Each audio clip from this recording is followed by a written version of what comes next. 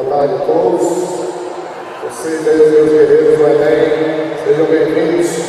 Hoje nós estamos tematizados para falar dos temas aqui que tem caído mais no Enem, que é a parte da agricultura.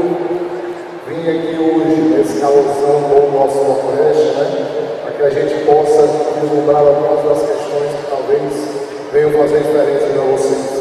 Ok? A gente fala hoje de dois temas, na realidade. Espero ter tempo, porque os dois são muito importantes. A parte de biomas e a agricultura no final. Se eu notar que está um pouquinho puxado de biomas, eu passo de agricultura. Foi feita uma pesquisa em Fortaleza com as grandes escolas aqui, que estão fazendo essas estatísticas sobre o Enem, que nos últimos 5, 6 Enems, o tema de agricultura foi o que mais caiu. Certo? Tem tido uma quantidade realmente enorme de questões. Então, quer dizer, é algo que por muito tempo as pessoas deixaram de lado, não era muito vislumbrado nos vestibulares tradicionais, mas se você for observar as provas mais antigas, chega a ter 2 questões de agricultura no Enem, em cada uma dessas provas. Certo? Então é algo que realmente a gente precisa hoje ter um mínimo para se sair bem, para conquistar aquilo que vocês estão buscando hoje, neste sábado calorento aqui no Volta das Águas. Ok? Vamos esperar que tudo ali dê certo, para que a gente possa fazer o nosso esforço valer a pena. Então vamos lá. Como eu disse, o tema inicial é a parte de biomas e a gente passa para a agricultura.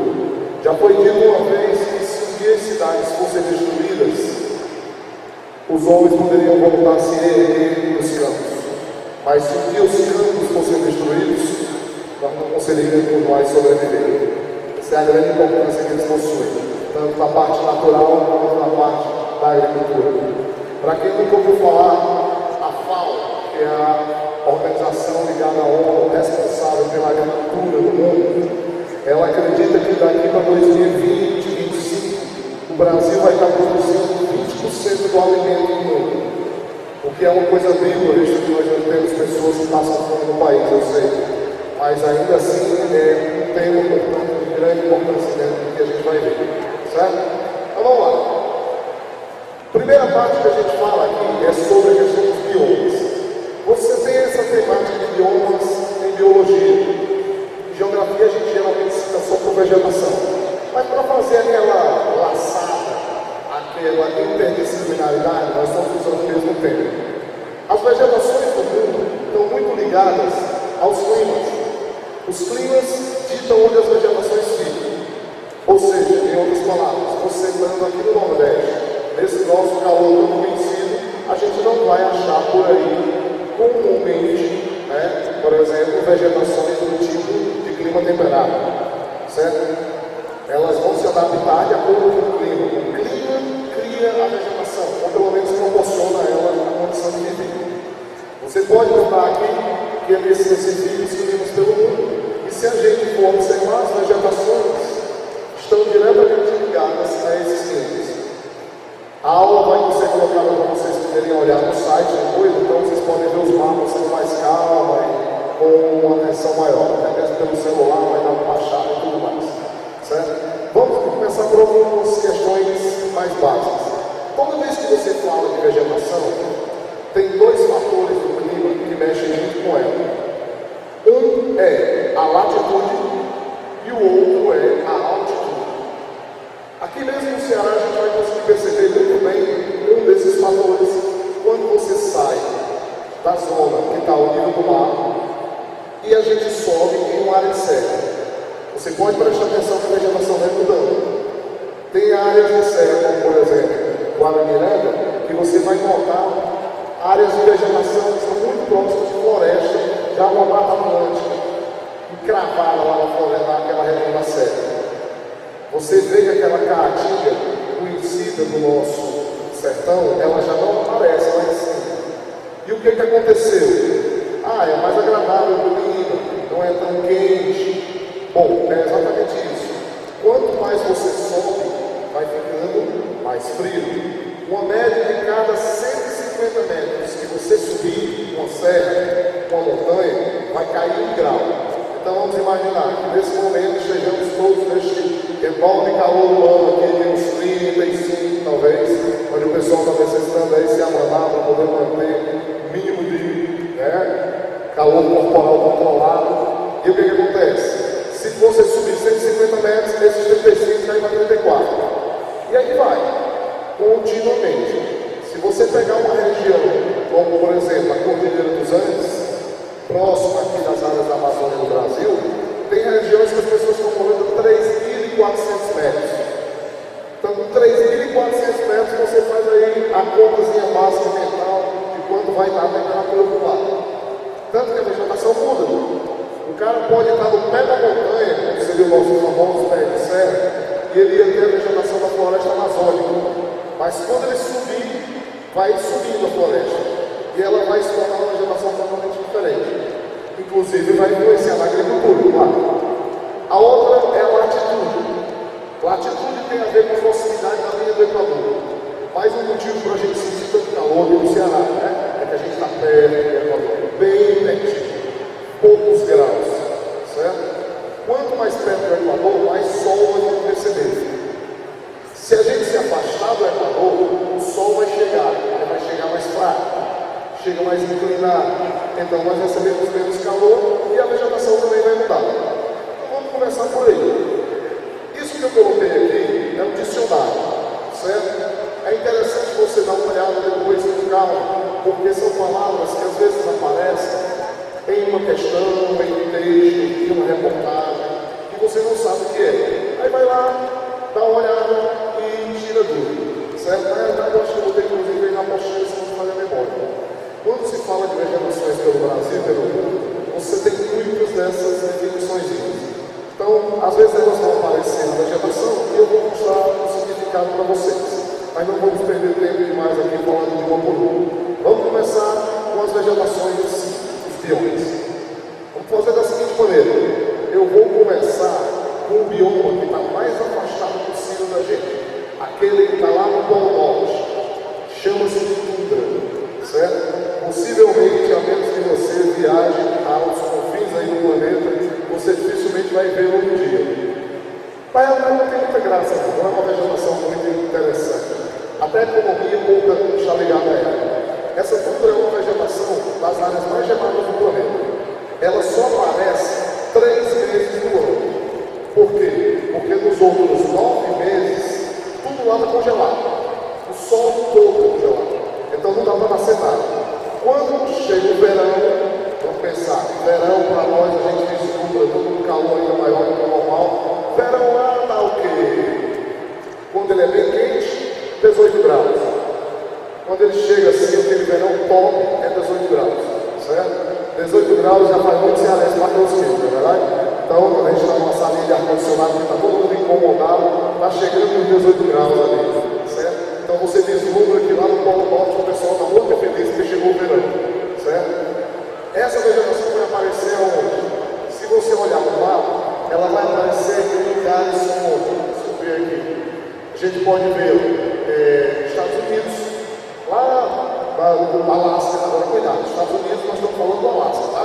Aquela pontinha aqui do extremo, no caso na parte mais extrema do mapa, à esquerda, como você está vendo. Tem o Canadá, a Groenlândia, aparece na Rússia, são os lugares mais ao norte do planeta. Lá você vai ter essa tundra, ela vai aparecer do lado. Como eu disse, ela é uma vegetação, se você olhar pela foto, rasteira, umas florzinhas, uns arbustozinhos, mas é tão frio que não dá para crescer árvores. E outra coisa, só tem 3 meses de vida. Em 3 meses ela cresce, se reproduz, solta as sementes no solo e morre. Se ela não fizer isso em 3 meses, a neve chega, cobre tudo e adeus. Não vai ter vegetação ano que vem. Serve para alguma coisa, né? O pessoal gosta de perguntar. Economicamente, serve para alguma coisa? Bom, só se você criar renda, né? Aquelas rendinhas do Papai Noel que a gente vê em filme, elas se alimentam disso aí por 3 meses. Fora isso, nada além. Se você subir nas montanhas, como eu citei, você encontra uma vegetação parecida, que é chamada de tundra alpina. Aparece nos Alpes, nas montanhas, também no verão. Vamos descendo que a vegetação vai ficando mais interessante e mais lucrativa. Se você descer um pouquinho, tem lá atitude com relação à cura, você chega na taiga. A taiga já tem um lucro bem maior para a população mundial. A taiga é aquela famosa vegetação de conífera, certo? As árvores têm formato de cone, em outras palavras, é o velho pinheirinho de Natal, né? A gente tem costume aqui no pinheirinho de Natal nas lojas americanas, na época do Natal, evidentemente eles são artificiais, e dificilmente nós vamos ver um pinheiro na prática. Tudo bem que tem um pessoal meio teimoso que traz isso para cá, o pobrezinho do pinheiro tenta sobreviver ao máximo ao calor do Ceará, mas consegue. Aí no outro a gente vai ver o pinheiro. Lá não, o pinheiro lá é praticamente a única árvore que tem. Em compensação, é uma árvore, isso já tem um aproveitamento econômico. Esses pinheiros produzem uma madeira muito boa para a indústria, tanto madeireira quanto celulose. Na realidade, a maior parte da celulose que termina virando as apostilas que vocês estão aí na mão, vem das árvores dessa floresta aí, dessa taiga. Temos duas grandes, a taiga do Canadá e a taiga da Rússia. Por sinal, vale aqui uma ressalva para você não ter risco de errar uma questão que já foi muitas vezes colocada em vestibulares e muita gente se enganou. Ou seja, a pergunta seria a seguinte: qual a maior floresta do planeta? Cara, é quase automático. O pessoal pensa, Amazônia. Tá assim? Não. A Amazônia não é a maior floresta do planeta. A maior floresta do planeta é essa taiga russa. Com uma claridade não dá para ver muito bem, mas parece um gramado de futebol quando você olha de cima de tanta árvore junto e grudada. Certo? Só a taiga russa pega 40% do território da própria Rússia. A Rússia sozinha tem 17 milhões de quilômetros quadrados. Para a gente entender a ideia, o Brasil tem 8 milhões e meio. Então a Rússia dá 2 Brasis. E quase metade é só dessa floresta. Então você descobre que ela é bem maior do que a Amazônia. Ah, mas eu sempre ouço falar da Amazônia, professor. Você normalmente vê as pessoas comentando sobre biodiversidade. Aí ela é imbatível. Se eu andar nessa taiga zona gigante aí, eu encontro praticamente um tipo só de árvore. Pinheiro, certo? Às vezes encontro um tal do abeto, que é uma árvore que, sinceramente, se você não for botânico, você não vai saber a diferença dele, tá? Ela vai ter a mesma cara do pinheiro, não adianta de nada. Agora, a verdade é excelente para a indústria de celulose, a indústria madeireira é muito aproveitada. Se você chegar lá nos Estados Unidos e pegar o New York Times para ler, ele é feito com madeira que sai do Canadá, tirada dessa floresta aí. Então, tenha atenção para a ideia. É uma floresta, é uma vegetação, é um bioma com um aproveitamento econômico muito importante. É aquela velha questão. Hoje, professor, será que cai mesmo no Enem uma questão sobre essa floresta? Se não cair especificamente sobre a floresta, eles vão fazer a relação com o que essa floresta tem de importante para o ser humano. E é aí que você precisa pegar a relação, a interação entre economia e floresta, bioma e floresta. Meio ambiente também cai muito, certo? Mas aqui, a relação é, você precisa ter essa floresta para gerar papel, que o grosso do papel do mundo sai dela, ok? No Brasil tem? Não, a gente vai ter uns pinheiros aqui naturais, lá no sul do Brasil, que a gente chama de araucária. Já foi bastante usado para isso, mas eles são diferentes desses aí. Falamos dessa mais a nível internacional. Se você descer mais um pouquinho a latitude, você está começando a chegar na altura dos Estados Unidos, certo? Sul do Canadá, Europa, aí você já encontra a famosa floresta temperada. Essa floresta temperada é uma floresta que, como o nome já diz, ela pega o dito clima temperado. Olha que nome estranho para o clima, né? Temperado. A impressão de comida, tempero, etc. E tal. Por que o pessoal deu o nome de temperado para o clima? Porque ele está entre o clima mais frio e o clima mais quente. Como eu estava dizendo, essa floresta temperada fica, como diz aí, com atitudes médias, tá? Estados Unidos, Canadá, Europa, o principal. O que tem de marcante a vegetação? Essa vegetação já é mais cheia de diversidade, digamos assim.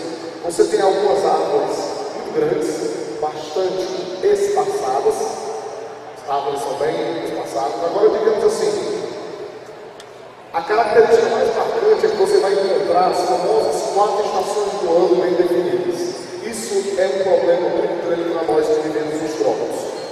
Não só aqui no Ceará, mas o Brasil de maneira geral. A gente só vai conseguir perceber as mais 4 estações do ano se você chegar de São Paulo para baixo, aí você começa a notá-las.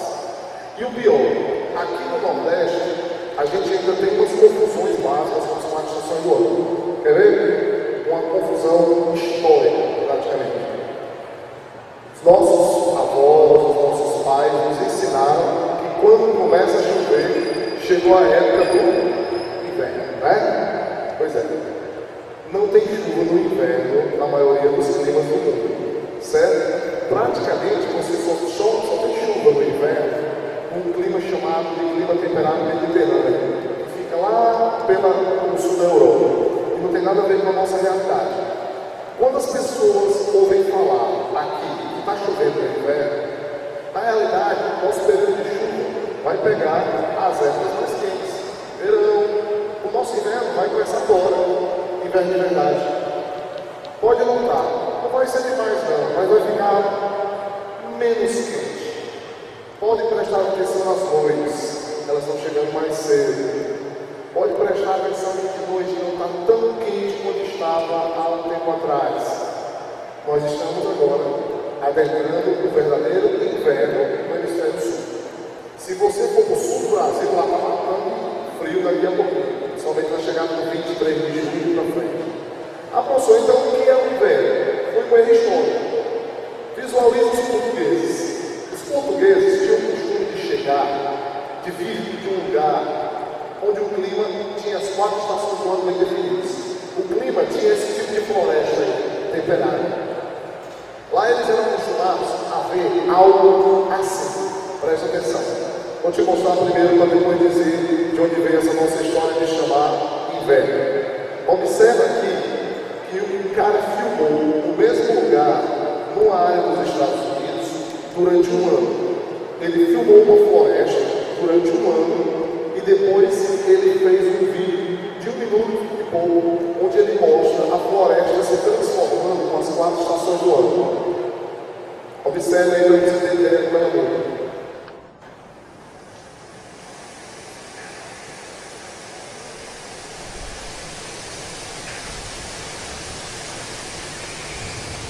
As folhas, elas começam a chegar novamente. Primavera, verão, as folhas aumentando.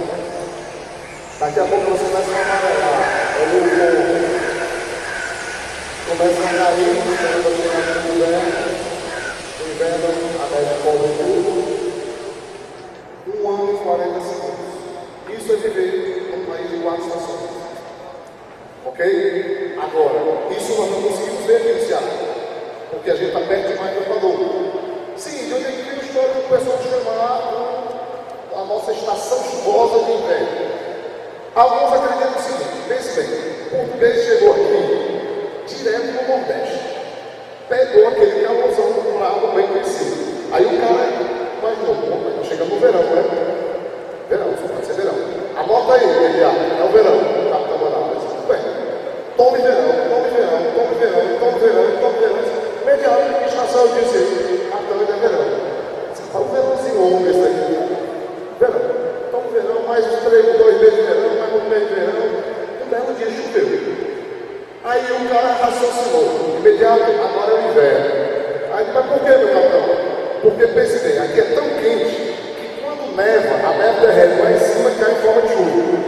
Então, só pode ser inverno. E foi igual ao amendoim, porque depois que pega não tem que ir, né? Assim, até hoje nós chamamos de inverno a época totalmente errada, que é o verão. Verão outono, é o período de chuva aqui. Nós vamos ter chuva em épocas que não tem nada a ver com a ideia que nós fazemos de inverno.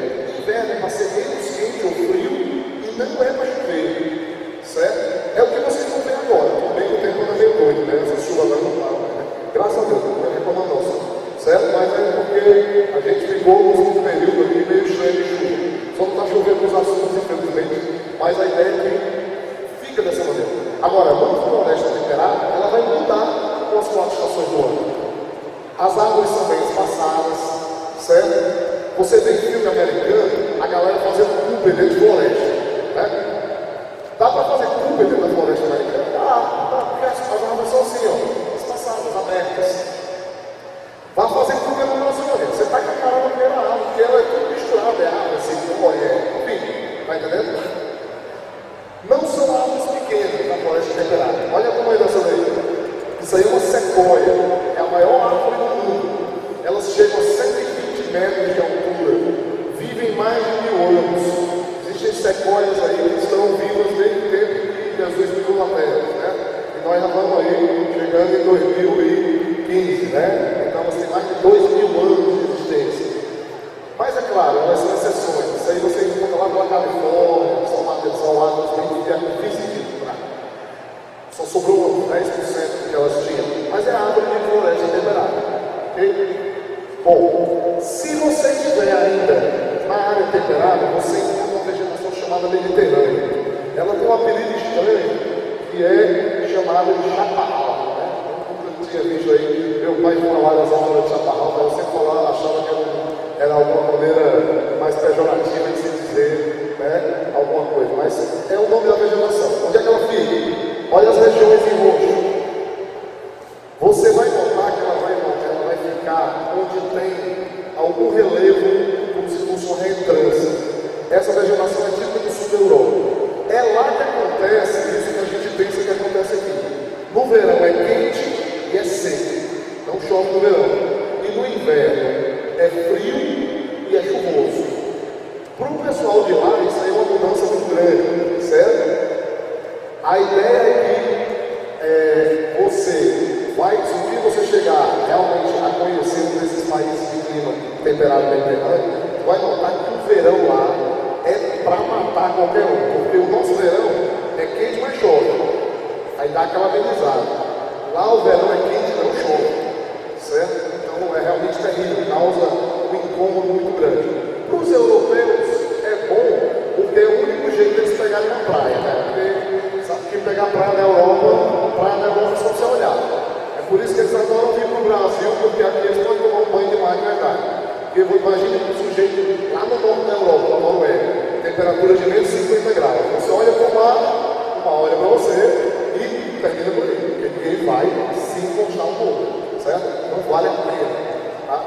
Essa vegetação aí é uma vegetaçãozinha bem sem graça.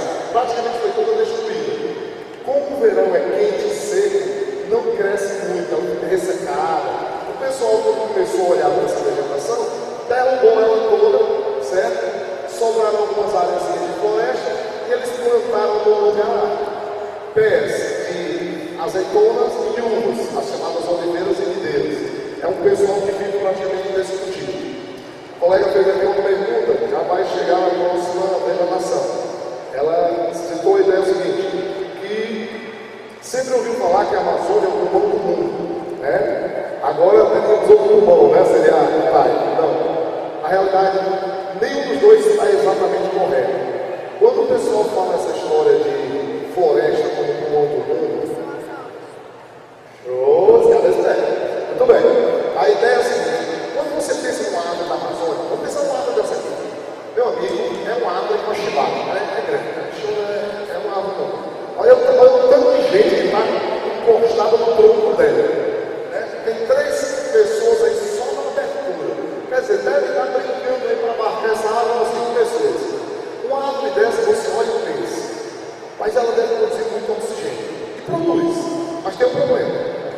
Ela é um ser muito complexo. Na hora que ela faz a fotossíntese e produz o oxigênio, e ela joga para a atmosfera, na mesma hora ela suga o oxigênio de volta e consome. Ela vai liberar uns 20% do oxigênio que ela produziu. E olha lá. Mas as algas, como o colega ali estava nos lembrando, elas são muito simples. Elas produzem oxigênio, mas elas só vão consumir uns 20% do que Então elas soltam na atmosfera os 80%, entendeu? Então as florestas não são boas para doar oxigênio. Elas são boas para outra coisa. Quando eu digo respeito à atmosfera, vocês devem ter atenção muito mais no seguinte: é meio puxando o meio ambiente, mas tem a ver com a floresta, então eu vou falar. As florestas são importantes não só para a biodiversidade, mas porque elas sugam da atmosfera o CO2. Aí é legal. Por quê? Porque a gente sabe que o CO2 pode causar o famoso efeito estufa, né? Então, quanto mais floresta tiver, mais o CO2 ela vai sugar. Quando a gente derruba uma floresta, a gente está impedindo que as árvores suguem esse CO2. Certo? Por que tem tanto problema quando você causa uma queimada ou quando você destrói através do fogo uma área vegetal? Pense numa árvore dessa. Eu disse que ela tem 2.000 anos. 2.000 anos. Faz 2.000 anos que ela suga CO2. E cadê esse CO2? Está no tronco. Ele fica preso dentro do tronco. Em vez de CO2, agora é chamado de carbono. Quando você torrar uma árvore dessa e fazer ela virar lenha, ela vai soltar 2.000 anos de CO2 na atmosfera. Dá para ter ideia aí do problema, né? Quando você queima muito uma floresta, acontece isso, você destrói. Ok? Então aí seria o problema maior. Chegamos nelas, as ditas florestas tropicais. Quando você fala de uma floresta tropical, né, ela está entre os trópicos. Entre o trópico de Câncer e Capricórnio. A floresta tropical é aquela floresta onde a área recebe bastante calor, tem muita chuva, certo? Mas quais são as características da floresta? Bom, primeiro, árvores grandes, normalmente bem grandes.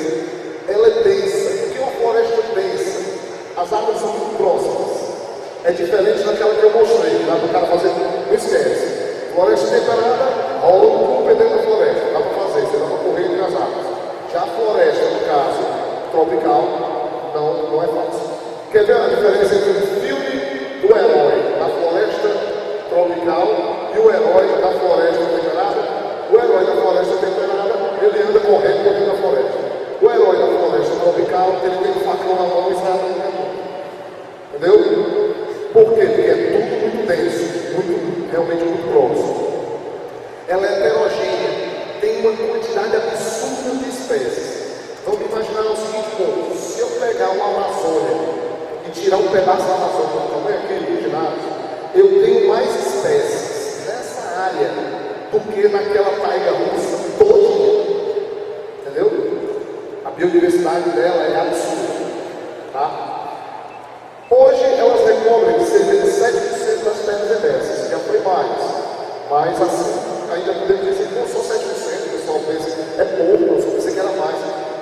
Elas não são conhecidas pelo tamanho, não. Elas são conhecidas muito mais pela biodiversidade.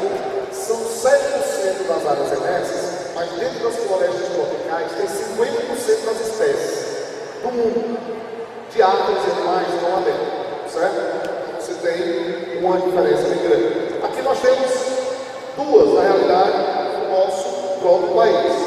A floresta amazônica, suas árvores gigantescas aí, algumas chegam bem próximas daquela que eu mostrei, certo? E temos a nossa quase falecida Mata Atlântica, certo? Hoje sobrou bem pouquinho dela, né? A gente sabe, mas essa floresta, alguns acreditam que ela já foi tão rica e biodiversa, tal como a Amazônia. Só que não dá para a gente comparar, porque sobrou um pouquinho na Mata Atlântica, um pouquinho, né? Hoje você tem na Mata Atlântica 7%, 8%, vai variar um pouquinho aí com os estudiosos, certo? Mas seria as duas. Bom, desculpa, esqueci. Quais são os usos econômicos dessas florestas? Sempre bom falar do uso econômico, né? Lembra, em relação a uma relação direta pode cair muito tipo de problema. Na realidade, aí quase que o céu é o limite de uso econômico. Vamos pensar o mais básico. Olha o tamanho dessas árvores. Cara, tem troncos de madeira aí que chegam na Europa com um valor de $10.000 o tronco. Certo? Cedro, tá? Móvel, cerejeira, árvores extremamente valiosas. Isso se eu pensar só na madeira. Temos óleos que são tirados, diversos tipos de remédios que são feitos sementes a partir dessa floresta. Okay? Então a biodiversidade toda é uma riqueza por si só. Então ela pode ser usada. Hoje na Amazônia está se tentando fazer a população deixar de lado a devastação da floresta que derruba árvores e aproveitar o que as árvores têm para te oferecer estando em pé.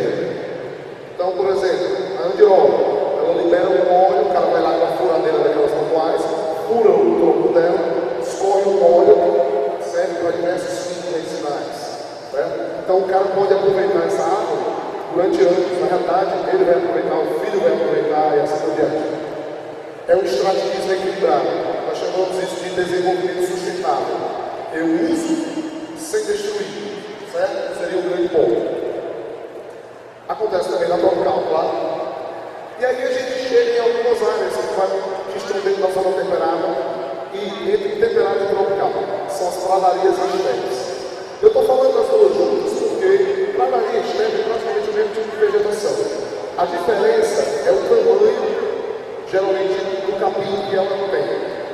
Ambas são vegetações herbáceas. O que significa isso? Vegetação herbácea é aquela vegetação de grama.